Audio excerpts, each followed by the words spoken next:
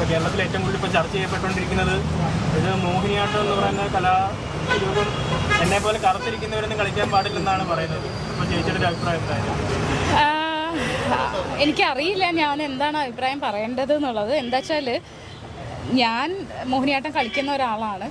അപ്പം ഒരു art form ഏത് കലയായാലും അതിനൊരു നിറമോ ഒരു ജാതിയോ ഒരു വലിപ്പച്ചെറുപ്പം ഉണ്ടെന്ന് ഞാൻ കരുതുന്നില്ലാത്തൊരാളാണ്. അപ്പം അതുകൊണ്ട് എന്തായാലും ആ പറഞ്ഞതിനോട് ഒരു രീതിക്കും യോജിക്കാൻ പറ്റില്ല.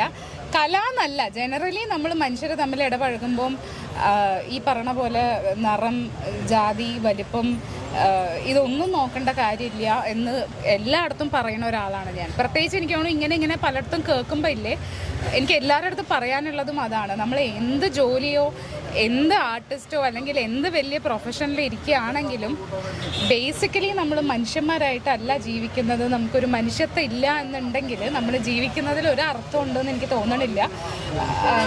എനിക്ക് തോന്നുന്നു ലോകത്തിന് തന്നെ ഒരു ബാധ്യതയായിട്ടുള്ള അവസ്ഥയായിരിക്കും മനുഷ്യത്വം ഇല്ലാതെ ജീവിക്കുന്നത്. അതുകൊണ്ട് എന്ത് ചെയ്യുകയാണെങ്കിലും മനുഷ്യത്വം വളരെ ഇമ്പോർട്ടൻ്റ് ആണ്. അതിപ്പം ഡാൻസ് ഫോമിന് മാത്രമല്ല, ആൻഡ് കലാകാരന്മാരാരും അങ്ങനെ വേർതിരിച്ച് കണ്ടതായിട്ട് എനിക്കറിയില്ല.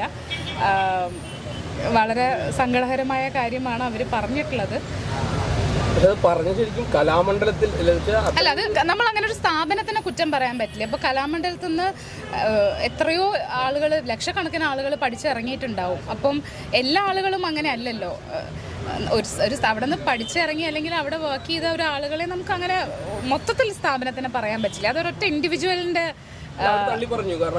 അല്ല, അത് ജനറലി എന്ത് ഇഷ്യൂ ആണെങ്കിലും അത് ആ ഇൻഡിവിജ്വലിന്റെ പ്രശ്നമാണ്, അതല്ലാണ്ട് സ്ഥാപനത്തിന്റെ പ്രശ്നമല്ല, കലാകാരന്മാരുടെയും പ്രശ്നമല്ല. അവര് പറയുന്നത് മോഹിനി ആകണമെങ്കിൽ സൗന്ദര്യം വേണമെന്നാണ്. അങ്ങനെ ഉണ്ടോ മോഹിനിയാട്ടത്തിൽ? അങ്ങനെ ഇല്ലല്ലോ. ഇപ്പം അത് പണ്ട് പറയില്ലേ, സിനിമയിൽ അഭിനയിക്കുന്നവർ ഭയങ്കര സുന്ദരികളാണ്, സുന്ദരന്മാരാണ് എന്നൊക്കെ പറയാം. അങ്ങനെയല്ല, അതത് ക്യാരക്ടേഴ്സിന് വേണ്ടിയിട്ട് ഇപ്പം നമുക്ക് മേക്കപ്പ് ഇടാമല്ലോ, നമ്മൾ അങ്ങനത്തെ സൗകര്യങ്ങളൊക്കെ ഉണ്ടല്ലോ.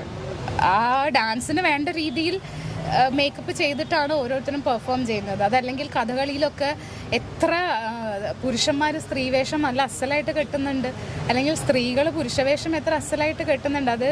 അത് കല, അവരുടെ ടാലൻറ്റ് എന്നുള്ളതാണ്. അതല്ലാണ്ട് വേഷം നമുക്ക് ഉണ്ടാക്കാവുന്നതല്ലേ ഉള്ളൂ.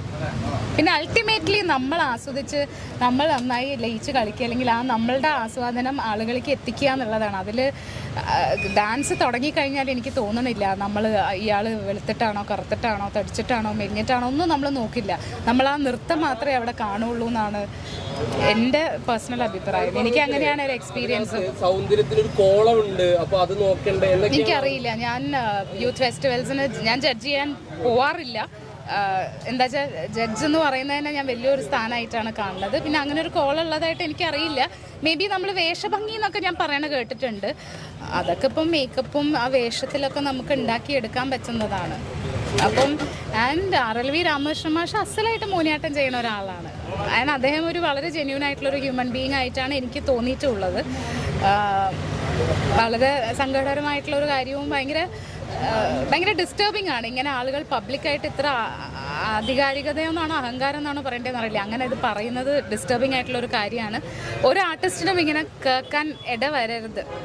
പിന്നെ ഞാൻ വേറൊരു കാര്യം പറയട്ടെ, ജനറലി എല്ലായിടത്തും ഇങ്ങനെ ഉണ്ട്. ഇപ്പം സിനിമയിലാണെങ്കിലും നാട്ടിലാണെങ്കിലും ഒക്കെ ഇല്ലേ ഈ ആളുകൾ. ഇപ്പം ഇങ്ങനെ ഒരു ലേഡി ഇത് വിളിച്ചു പറഞ്ഞു എന്നുള്ളത് വലിയ വാർത്തയാവുന്നു. നാട്ടിലൊക്കെ ചെല്ലുമ്പോൾ അയ്യോ തടിച്ചു പോയല്ലോ, അയ്യോ കറുത്തു പോയല്ലോ, അയ്യോ മെലിഞ്ഞു പോയല്ലോ, അല്ലെങ്കിൽ വെളുത്ത പെണ്ണിനെ കല്യാണം കഴിക്കണം, മുടിയുള്ള. അപ്പം ഇങ്ങനെ പല രീതിയിൽ ഇത് നമ്മളുടെ സൊസൈറ്റിയിൽ ചുറ്റും നടക്കുന്നുണ്ട് എന്തായാലും. അപ്പോൾ എനിക്ക് അതൊക്കെ എല്ലാവരും ഒന്ന് റീതിങ്ക് ചെയ്യേണ്ട സമയമാണെന്ന് തോന്നുന്നു. ശരി, താങ്ക് യു.